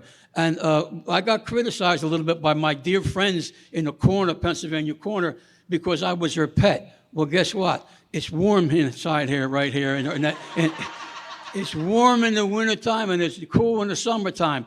And let me tell you something. You can ask Brendan Boyle and Dwight Evans what kind of pet it was, because she did teach me how to wear a strapless evening gown. I know how to dance backward in high heels. But when Dwight Evans and when Brendan Boyle needed to get on Ways and Means, two people from the state of Pennsylvania got on Ways and Means because of Nancy Pelosi. Matt Cartwright got on appropriation because of Nancy Pelosi. And our ladies here get whatever they want because of Nancy Pelosi. Real quickly, again, my mayor, Cheryl Parker, I've known her for a very, very long time. And let me tell you something. That lady is doing, you talk about, they're getting a job done. You're talking about what we need in the city of Philadelphia is a cheerleader. God bless you. You were out there kicking butt every single day, screaming and hollering, getting things done. Really, really appreciate you. But let me tell you about her.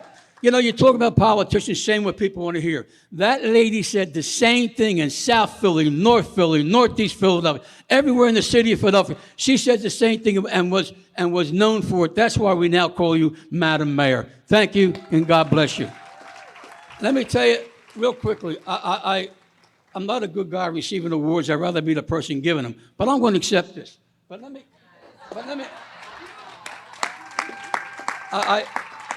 Somebody said there may be a cash award for. We can use that for election day. But anyway, let me tell you something. I'm accepting this for every one of you because I'm a firm believer, and my guys out of Philadelphia can tell you, I fight my ass off every day for our committee people. Why? I'll tell you why. There's no more election day. It's election season. We're out there chasing ballots right now. We're out there trying to find out people who got them and tell them how they have to vote. You guys do this every single election day, election season, and you do it again. You're going to continue to do it. And then they say the eyes of Boston. They say the eyes of the world and the country are in Pennsylvania. Well, guess what? We're going to show them what Pennsylvania is about. Because of every one of you, you're not out there 13 hours a day. You're out there 15, 16 hours that day, and every day from now on till that gets done. So I'm telling a lot of our elected officials here, and I'm telling you to tell me, anybody that we elect, anybody who put there, the Bob Casey, the Aaron McClintons, the Malcolm and Eugene D. Pasquale, anytime anybody or anybody else, including our senators and our congresspeople, any of them don't return your call, don't give you what you want, and don't show you the respect, you call me, because I got a big foot, and I know where to put it. Thank you all. God bless you.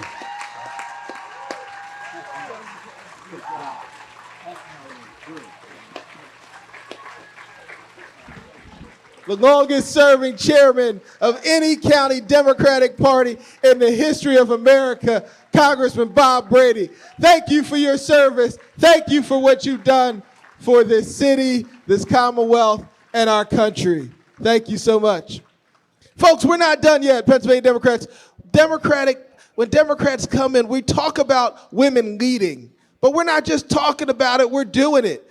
Right here in the Commonwealth of Pennsylvania, last year, we issued the Breaking the Glass Ceiling Award to our history-making Madam Speaker, Joanna McClinton. It was a new award, and we created it because she shattered the ceiling. She was the first woman to become the Speaker of the Pennsylvania House of Representatives. Little did we know that when we issued that award, we weren't done making history. We were about to shatter a whole bunch more ceilings. Last year, we were able to elect a woman. The first woman became mayor of the city of Philadelphia, and she broke another glass ceiling.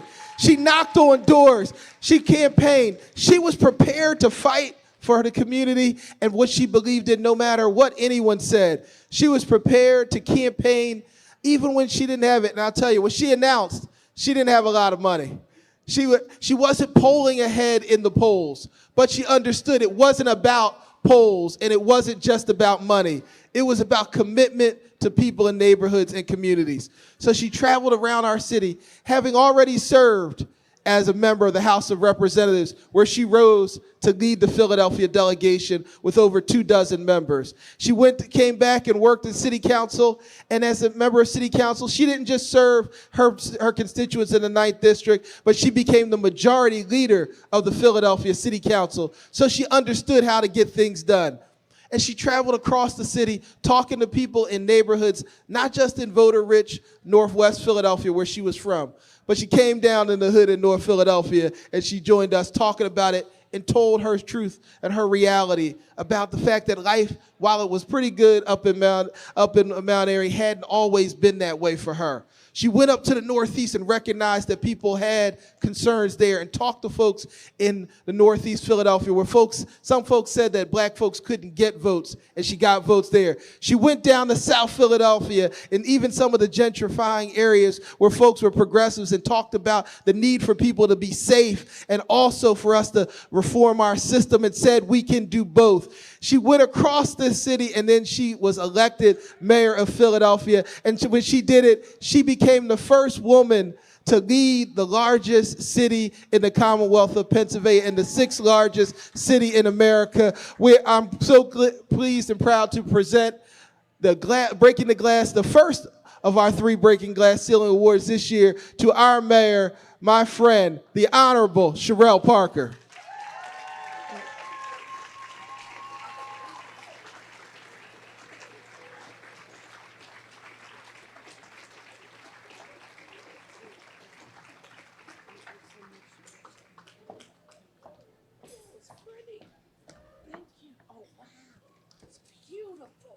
Congratulations, Madam Mayor. Thank you so much.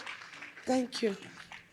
Listen, first, let me just start by saying, Chairman Street, and to all members of the Pennsylvania State Party, thank you so very much for your leadership. Give our chairman and his team a huge round of applause.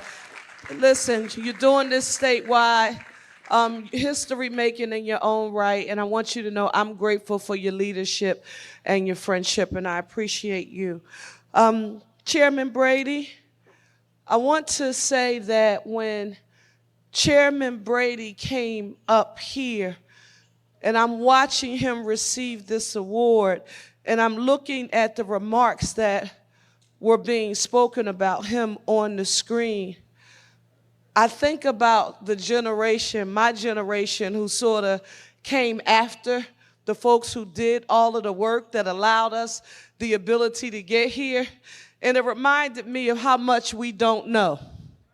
Chairman, you have forgotten more than some of us will ever know in our lifetime about how and what it takes to move a Democratic Party forward. And it is with that spirit in mind that I am encouraged on today about how Democrats are going to ensure that Kamala Harris becomes the 47th president of the United States of America. And with all due respect, not because she's black, not because she's Indian, not because she's a woman, but because she's most prepared to meet this moment in our nation's history, and not about because of her gender at all, although the estrogen is a plus, right? It does something with your logic and your thinking. But I want to say this. Rural, and I thought I saw Mike. I did. Here he is right here to my left. I looked out and I saw the man who was one of the leaders of the Pennsylvania House when I got there, Mike Vion. And you heard Maya mention this, the vice president's sister, when she was speaking. If you watch what's happened right now in our nation, people are really good with playing divide and conquer. They are masterful in it. And every now and again, we get so engaged in the fight, in the argument, that we forget to just stand up and remember who we are. Rural, suburban, urban Pennsylvania, a place and a party by which your race, your class, your socioeconomic status, your zip code, your religion, your sexual identity, I don't care what and who you are, the Democratic Party says you have a right to be your authentic self. You don't have to walk like, talk like, act like, think like, or be anybody but who you are, and we are the party who makes room for you. So for all of the other honorees, honor and the privilege, thank you, my labor leader. We can't make it without organized labor, so we thank you for your trailblazing leadership with the AFL-CIO. And of course, to Sarah. I want to say this to you. This is extremely important.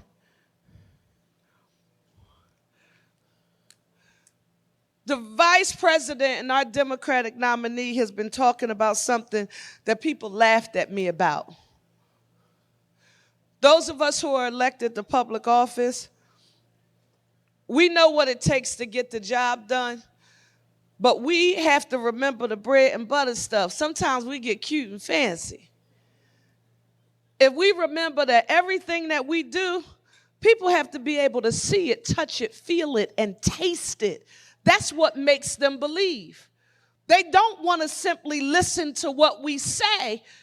They need to watch and experience what it is that we do. So if you're anything like me, and I don't care if you're from rural Pennsylvania, suburban or urban Pennsylvania, if there's one thing about our agenda that I've heard our Democratic nominees speak about, and I don't care what room I'm in, it resonates. When she starts talking about that opportunity economy, people begin to think, well, wait a minute, that is why I'm here. That is why labor matters. That's why putting people on a path to self-sufficiency so that they can have the skill and the tools that are essential for them to have a sense of pride, dignity, and hope about the future. So in everything that we do, make sure that we are connecting our policies at the federal, state, and local level in this election, and talk about what it means to put people, everyday people, on a path to self-sufficiency so that they can take care of themselves and they don't need government for anything except to pay their damn taxes. Okay? Thank you all. Thank you all so much.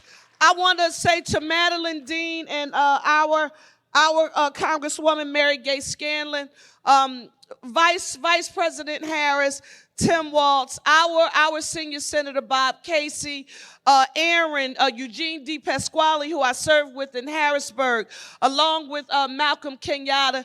You heard our governor say it. We've got the best ticket that you could possibly have. It's up to us to go home and do what we do better than anybody else. That is turn out our family, our friends, our division in every way that we possibly can. But make it matter. Because when we make it matter for people, they will come out and do what they need to do. Wherever you are in this building, put a 1 in the air. Put a 1 in the air. If you all ever see me and you see me putting people and everybody has their ones in the air, don't you ever call them index fingers. They're ones. Let me hear you all say, one PA, one PA, one PA. That's who we are, no matter who we are. Let's send Kamala Harris to the White House. Thank you. Thank you, Madam Mayor. The Mayor of Philadelphia, Sherelle Parker. Folks, we're not done yet.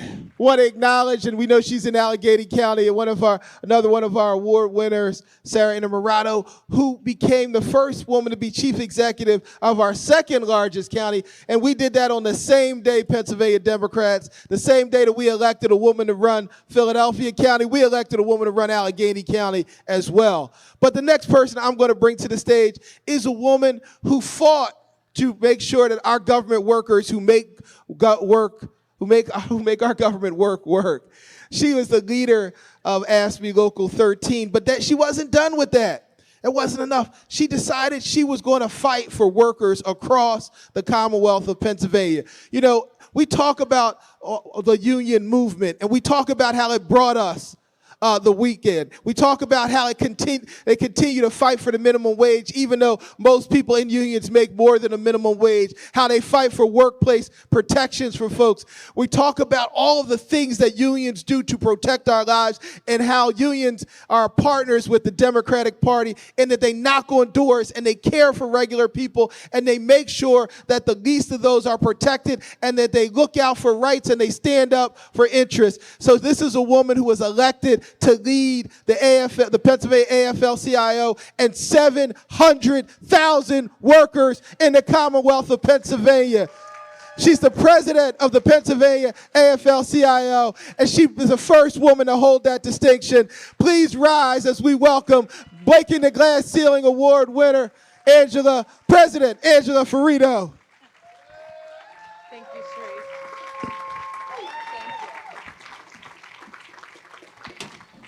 Well, good evening, Democrats, and I'd like to start by thanking the state party and Chairman Street for this award. I'd also like to acknowledge all of the women who came before me and paved the way for me to be able to stand here tonight, not only as the leader of the Pennsylvania AFL-CIO, but also accepting this award as breaking the glass ceiling. Because without all of those women, I wouldn't be here and I wouldn't even have been able to reach the ceiling to break it.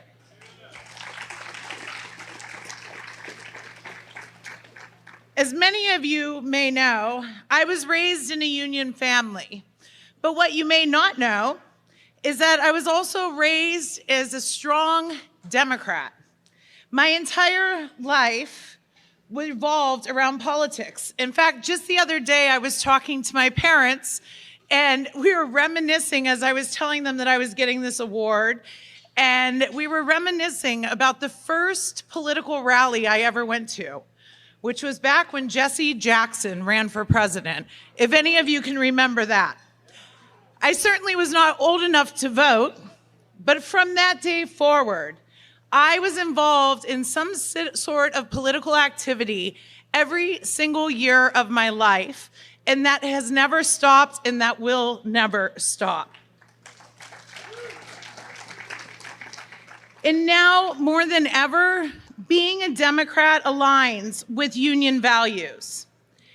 And I am so proud to be part of the work that we all do together to make Pennsylvania a better place for our families, our friends, and our communities. Our work is often tireless and often goes unrecognized.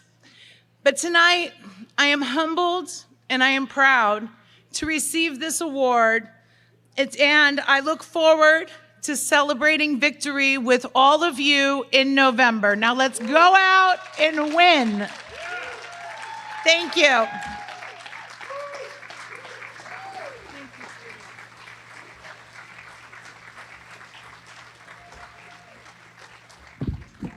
How's everybody feeling? Look, Pennsylvania Democrats, we're not done yet. We've had people come to us from all walks of life. And there are some people who become notable for their work at entertaining us. They've embodied characters that inspire us.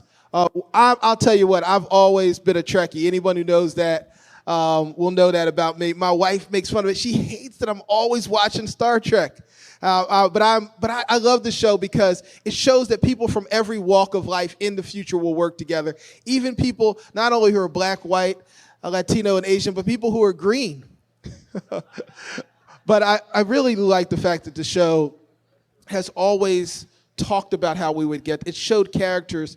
It showed the first black woman on a show as a science officer. It showed people working together in different walks of life. And the actors that portray those roles are message to us, and they speak to us, but they're real people that come from real backgrounds. One of those folks is a man who became famous, and he's done many things, but he became famous because he portrayed Mr. Spock. And so I know my wife say I'm geeking out because I get to introduce a man who portrayed Mr. Spock, but he's a Pennsylvania resident. He's from Pennsylvania. He campaigns and he cares passionately about this country. Please rise and join me in welcoming a guy who portrayed Mr. Spock, but who's a great man in his own right, Mr. Zach Quinto. Thank you so much, sir. I appreciate that.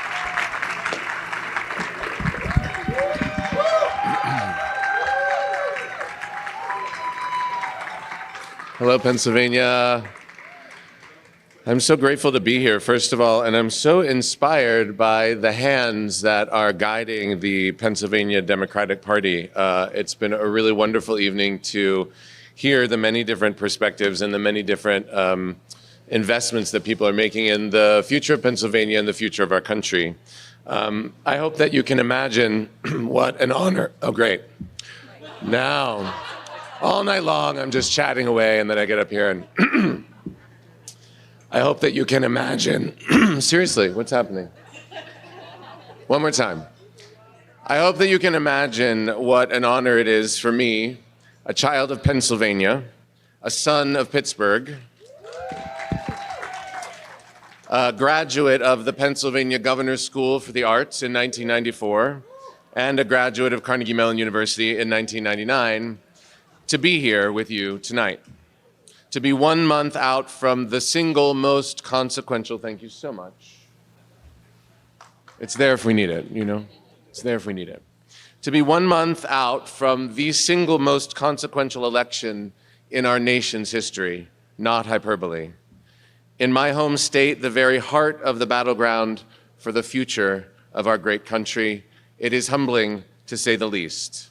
Thank you to Governor Shapiro for welcoming me, and congratulations and much gratitude to Congressman Bob Brady, Mayor Sherrell Parker for your well-deserved recognition, and for all the other honorees tonight. It is an honor for me to share in your company this evening.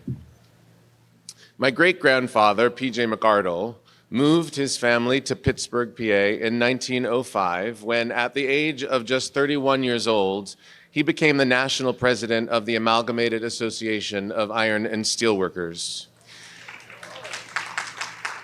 During his 6-year tenure there, he presided over a brutal strike against the powerful steel corporations, which resulted in the union being broken.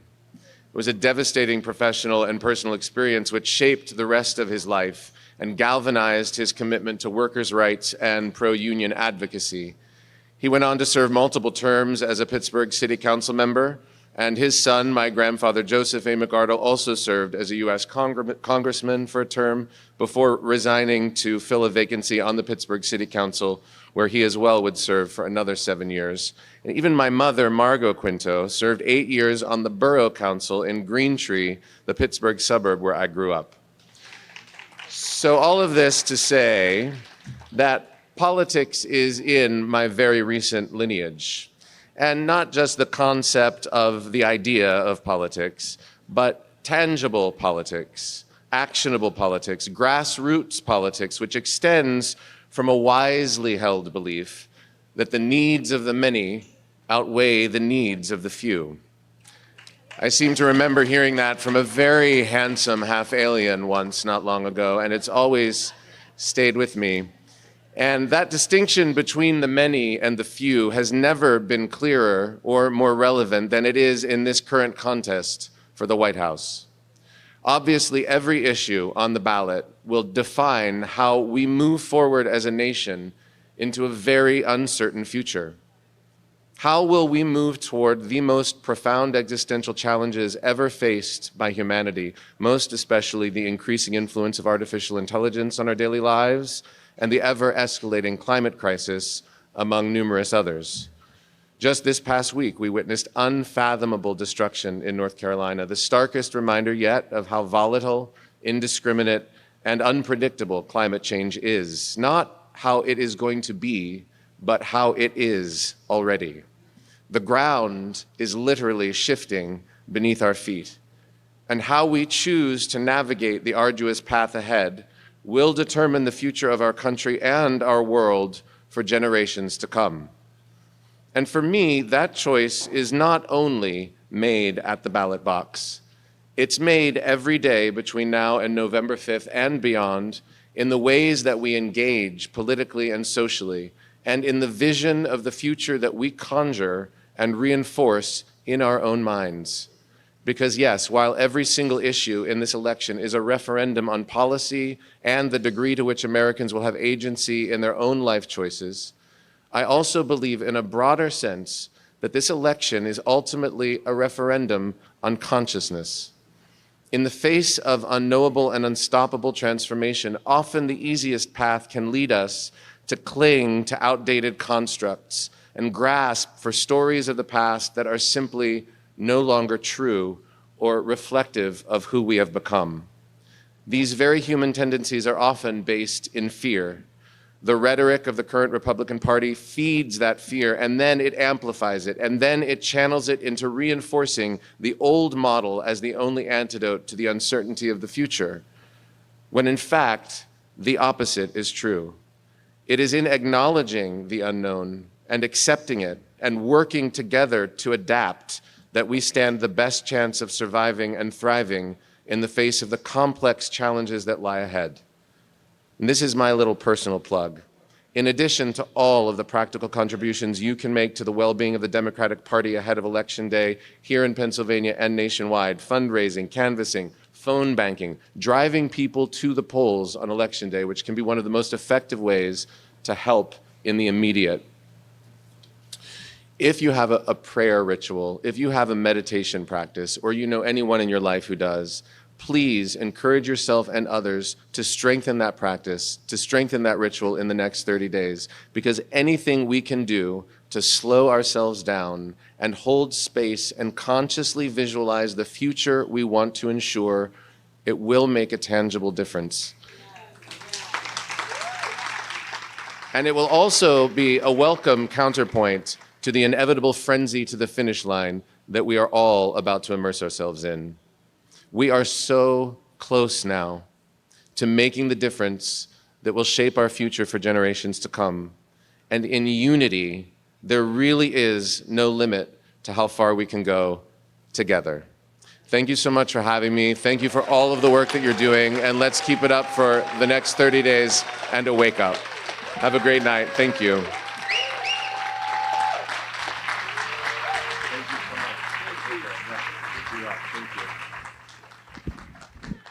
Hey, Mom, I got to be on stage with Mr. Spock.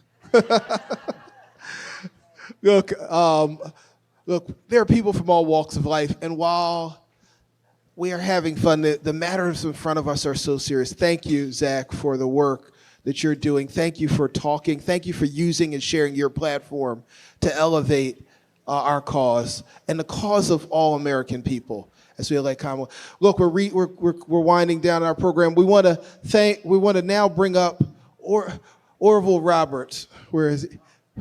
Or Robertson, who's from Steamfitters 420.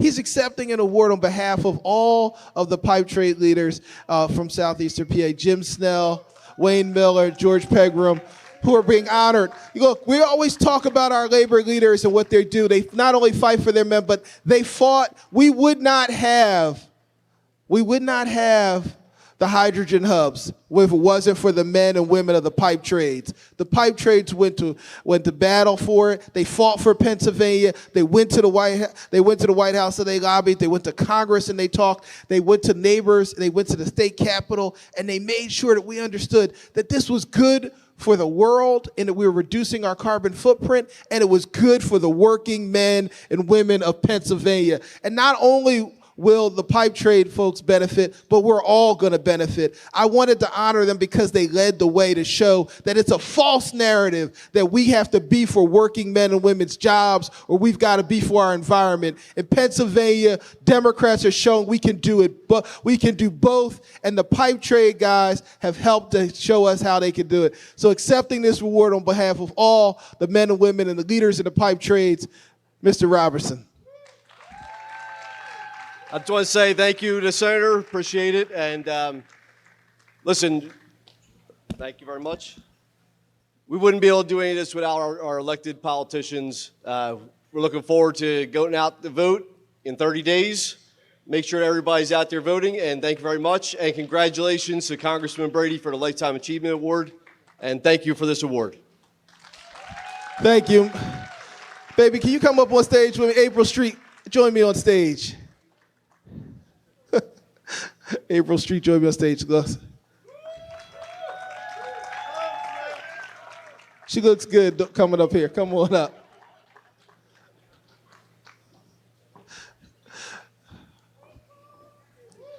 Listen, I wanted to bring my wife up here because I want you to know that as you're knocking on doors and we're asking you to fight for families, we're asking you to fight for our family.